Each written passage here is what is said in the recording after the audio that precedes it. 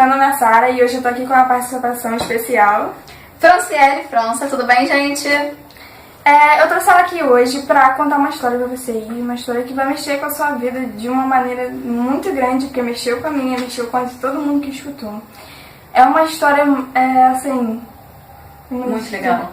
É pra gente refletir. Posso falar um pouquinho? Pode. Então, assim, gente, eu li essa história na internet, né? É um laudo médico, mas eu alterei algumas coisinhas, né? De um médico chamado Barbet, é um médico francês, que ele descreve a morte de Jesus como médico. A gente sabe que Lucas era médico, mas Barbet, ele entra com muito mais detalhes, enriquecendo isso muito, muito mais profundo, sabe? E me fez refletir, me fez sofrer um avivamento na minha alma, no meu espírito, e eu acredito que também vai falar com você, e você também vai refletir, você também vai olhar a partir de hoje para Deus de uma forma diferente. Então, eu aposto que você já deve ter ficado empolgado com esse trechinho de que ela falou. Então, deixe seu gostei pra mim saber que você gostou desse vídeo. E se você ainda não é inscrito no canal e quer participar da família de Ursinho, se inscreva aqui no canal. Debaixo da Franciele vai ter um botãozinho vermelho escrito inscrever-se. Você aperta nele que ele vai ficar cinza. E do lado vai aparecer um sininho de notificações. Você aperta nele que você vai receber todos os vídeos que eu postar. Então, vamos lá? Vamos. Então, gente, vamos começar... por Isaías 53. E depois eu vou pro texto, tá? Eu também modifiquei algumas coisas, acrescentei algumas coisas, mas vai ser bem legal. Vamos lá? Isaías 53. Vamos lá? A partir do verso de número 3. Era desprezado e o mais indigno de todos os homens, homens de dores, experimentado nos trabalhos, e como um de quem os homens escondiam o rosto, era desprezado e não fizemos dele caso algum. Verdadeiramente, ele tomou sobre si as nossas enfermidades e as nossas dores. Ele levou sobre si. E nós o reputávamos por aflito de Deus, ferido de Deus e oprimido. Mas ele foi ferido pelas nossas transgressões e moído pelas nossas iniquidades, e o castigo que nos traz a paz estava sobre ele, e pelas suas pisaduras fomos sarados. Todos nós andávamos desgarrados como ovelhas, e cada uma se desviava pelo seu próprio caminho, mas o Senhor fez cair sobre ele a iniquidade de todos nós. Ele foi oprimido, mas não abriu a sua boca. Como um cordeiro foi levado ao matadouro, e como ovelha muda perante os seus tosqueadores, ele não abriu a sua boca. Jesus entrou em agonia no Getsêmane, e seu suor tornou-se como gotas de sangue a escorrer pela terra. O suar sangue é um fenômeno raríssimo produzido em condições excepcionais, e para provocá-lo é necessário uma fraqueza física acompanhada pelo abatimento moral violento, causado por uma profunda emoção, por um grande medo, terror e a angústia terrível de sentir-se carregando todos os pecados dos homens. Isso deve ter esmagado Jesus. Tal tensão extrema que produz o rompimento das finíssimas veias capilares. O sangue se mistura com suor e se concentra sobre a pele, e então escorre por todo o corpo até a terra. Jesus é enviado a Pilatos, Pilatos cede, e então ordena a flagelação dele. Os soldados despojam Jesus e o prendem pelos pulsos numa coluna do pátio. A flagelação se efetua com tiras de couro múltiplas, sobre as quais, nas pontas, tem bolinhas de chumbos fixadas e pequenos ossos. Os carrascos devem ter sido 2, um de cada lado e diferentes estaturas. Golpeiam com chibatadas a pele já alterada por milhões de microscópicas hemorragias do suor de sangue. A pele se dilacera e se rompe, o sangue espirra, e a cada golpe Jesus reage a um sobressalto de dor. As forças se esvaem, um suor frio lhe impregna a fronte, a cabeça gira numa vertigem de náuseas, calafrios se correm pelo longo das costas. Se não estivesse preso pelo alto, nos pulsos, ele cairia numa poça de sangue.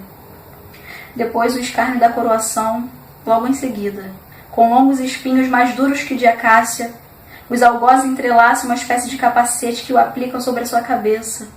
Os espinhos penetram no couro cabeludo, fazendo sangrar. Pilatos, depois de ter mostrado aquele homem dilacerado à multidão feroz, entrega-o para ser crucificado.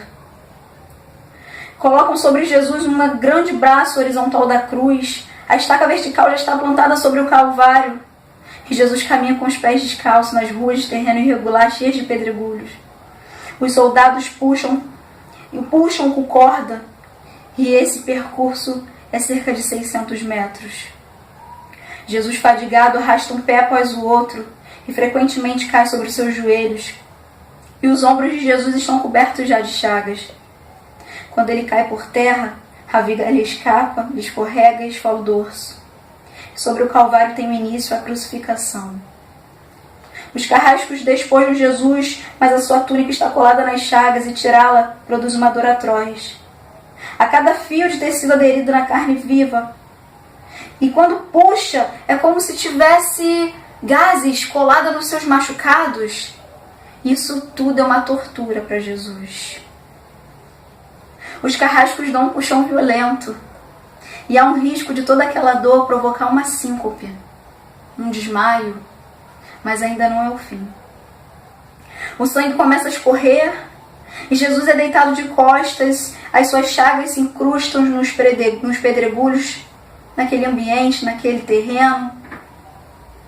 Colocam Jesus sobre o braço horizontal da cruz, que é feito um furo na madeira para facilitar a penetração dos pregos. Os carrascos pegam um prego longo, pontudo e quadrado e o apoiam sobre o pulso de Jesus. E com um golpe certeiro de martelo plantam e o rebatem sobre a madeira. Jesus deve ter contraído o rosto numa expressão de dor inigualável. O nervo mediano foi lesado. Pode-se imaginar aquilo que Jesus pode ter sentido, ter provado. Uma dor agudíssima que se difundiu pelos dedos e se espalhou pelos ombros, atingindo o cérebro. A dor mais insuportável que o homem pode provar. Uma dor que faz perder a consciência. Mas em Jesus não. O tronco nervoso é destruído só em parte, o que deixa ele em contato com o prego.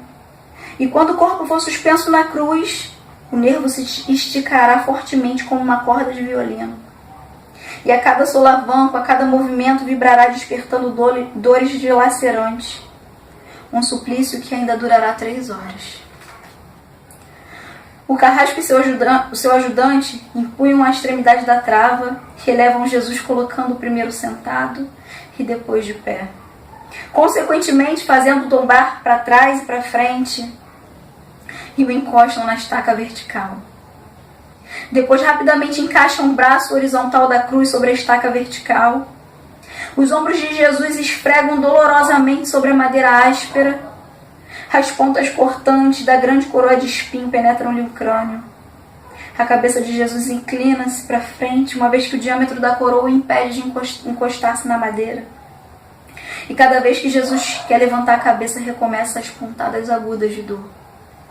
Então pregam-lhe os pés. Ao meio-dia, Jesus tem sede, não bebeu desde a tarde anterior. O seu corpo é uma máscara de sangue. A boca está semi-aberta e o lábio inferior começa a pender. A garganta seca e lhe queima, mas ele não pode engolir. Jesus tem sede. Um soldado lhe estende sobre a ponta de uma vara uma esponja encharcada de bebida ácida. E tudo aquilo é uma dor inigualável. Tudo aquilo causa uma dor atroz para Jesus. Um estranho fenômeno se produz no corpo de Jesus. Os músculos dos braços se enrijecem em uma contração que vai se acentuando pelos bíceps, pelos dedos. E isso os médicos chamam de tetania. Os músculos do abdômen se enrijecem e em seguida aquelas entre as costelas, entre as do pescoço e as respiratórias. A respiração se faz pouco a pouco mais curta. O ar entra com sibilo, mas já não consegue mais sair. Jesus respira com o ápice dos pulmões. Ele tem sede de ar. O seu rosto pálido recupera, se torna um vermelho e depois um violeta púrpura. E é muito difícil recuperá-lo. Por fim, se torna cianítico. Jesus é envolvido pela asfixia e os pulmões cheios de ar não podem mais esvaziar-se. A fronte está impregnada de suor e os olhos saem fora de órbita. Mas o que acontece? Lentamente, com um esforço sobre-humano, Jesus toma um ponto de apoio sobre o prego dos pés. Esforça-se em pequenos golpes e eleva aliviando a tração dos braços. Os músculos do tórax se distendem, a respiração se torna mais ampla e profunda, os pulmões se esvaziam e o rosto recupera a palidez inicial. Mas por que este esforço? Porque Jesus ele quer falar: Pai, perdoa-lhes, porque eles não sabem o que fazem. Logo em seguida, o corpo começa a afrouxar-se de novo, a asfixia recomeça. E cada vez que ele quer falar, deverá levar-se, tendo como prego dos pés um ponto de apoio. Atraída pelo o sangue que escorre pelo coágulo, enxames de moscas unem ao redor do seu corpo, mas ele não pode enxotá-las. Pouco depois, o céu escurece, o sol se esconde e de repente a temperatura diminui. Logo serão 3 da tarde. Depois de uma tortura que dura 3 horas, todas as suas dores, sede, cãibras, asfixia, o latejar dos nervos rompidos, lhe arrancam um grande lamento. Meu Deus, por que tu me abandonaste? Tudo está consumado. Em seguida, em um grande brado diz: Pai, em tuas mãos eu entrego o meu espírito. E morre no meu e no seu lugar. Quando vocês estavam mortos em pecados, na incircuncisão da sua carne, Deus os vivificou em Cristo e com Cristo. Ele nos perdoou todas as transgressões e cancelou a escrita de dívida que consistia em ordenanças que nos era contrária. Ele a removeu, pregando-a na cruz. Porque fostes comprado por bom preço, glorificai, pois, a Deus no vosso corpo e no vosso espírito, os quais pertencem a Deus. Porque Deus amou o mundo de tal maneira que deu seu Filho unigênito, para todo aquele que nele crê não pereça, mas tenha vida eterna. Ele foi entregue à morte por nossos pecados e ressuscitado para a nossa justificação. Em Apocalipse 5:9 vai dizer que e cantavam um novo cântico, dizendo: digno és de tomar o livro e de abrir os seus selos, porque foste morto e com o teu sangue compraste para Deus toda a humanidade. Foi Jesus Cristo que fez isso. Aleluia, Jesus. O preço já foi pago. Só Ele poderia ter pago. Ele morreu a nossa morte. Jesus ele não morreu pelo que nós valíamos, mas Ele morreu justamente porque nós não tínhamos valor algum. Ele morreu nossa morte para que pudéssemos viver a vida dele. Porque o Senhor não quer que ninguém pereça, senão que todos venham ao arrependimento. Porque Jesus veio procurar e salvar aquele que estava perdido. Aleluia, Jesus. Porque o homem não pode salvar-se por si só.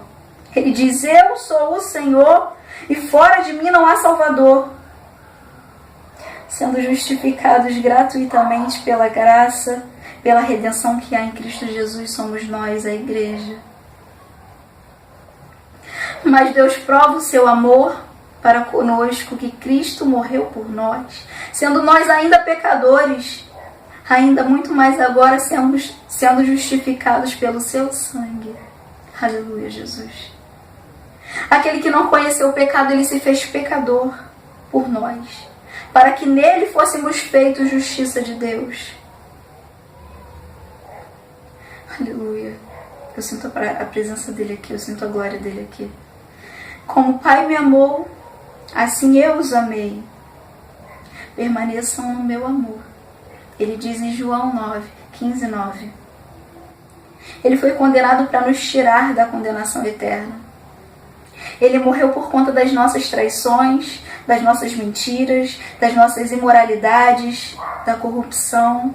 Ele morreu pelos nossos pecados, para que eu e você, mesmo sendo imperfeitos como somos, mediante o arrependimento sincero, tivéssemos a chance de um dia voltar para os braços dele. Nós somos amados por Deus. O que pregou Jesus naquela cruz não foi os pregos, não foram aqueles pregos, foi o amor que ele sente por nós. O pecado é forte o bastante para te afastar de Deus, mas não é forte o suficiente para afastar Deus de você. O véu já se rasgou. O sangue de Jesus abriu o caminho para o homem chegar ao céu. O sangue de Jesus nos deu acesso ao céu. O sangue de Jesus nos torna inocente diante de Deus. Só há uma coisa que nos faz inocente diante de Deus, é o sangue de Jesus. Existe perdão nessa cruz. Existe o religar nessa cruz, o livre acesso. Existe salvação nessa cruz. Ele derramou seu sangue, e o derramar daquele sangue trouxe a própria vida de Deus. O sangue é o ponto de encontro entre Deus e o homem. Sem derramamento de sangue não há perdão. E era isso que Cristo estava fazendo naquela cruz. Ele estava expiando nossos pecados, estava derramando seu sangue. E quando você derrama o seu sangue, significa que você está dando sua vida. E foi exatamente isso que ele fez. Exatamente isso que aconteceu, era a vida de Cristo. Porque é impossível que o sangue dos touros e dos bodes tire os pecados. Hebreus 10, 4.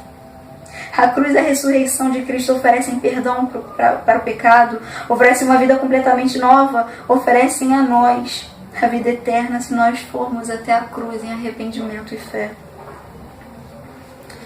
Isso só quem faz é o sangue de Jesus. Pode uma mãe esquecer um filho que amamenta? Não. E ainda assim, se essa esquecer, ele nunca se esquecerá de você. Jamais ele se esquecerá de ti.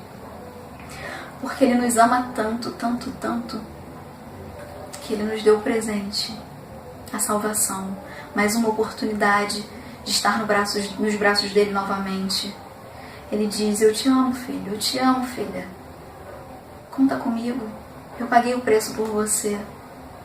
Eu estou do teu lado, pode contar comigo. Ele disse que no mundo nós não seria fácil, que nós teríamos aflições, mas que nós viéssemos a ter bom ânimo, porque ele venceu. Ele venceu o mundo, ele venceu a morte, para que nós pudéssemos viver com ele, pois somos co-herdeiros dele. Deus, ele é fiel e ele nos ama. E saiba que ele te ama, e foi por você que ele pagou esse preço, o preço de sangue, o preço do sangue do Filho de Deus. Amém. Aleluia, Jesus. Só até aqui. Então, gente, foi isso.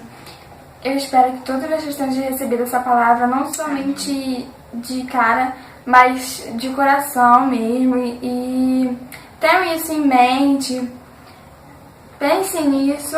E se vocês quiserem que eu traga ela de novo com outra história, é só deixar bastante vocês e deixar aí no comentário.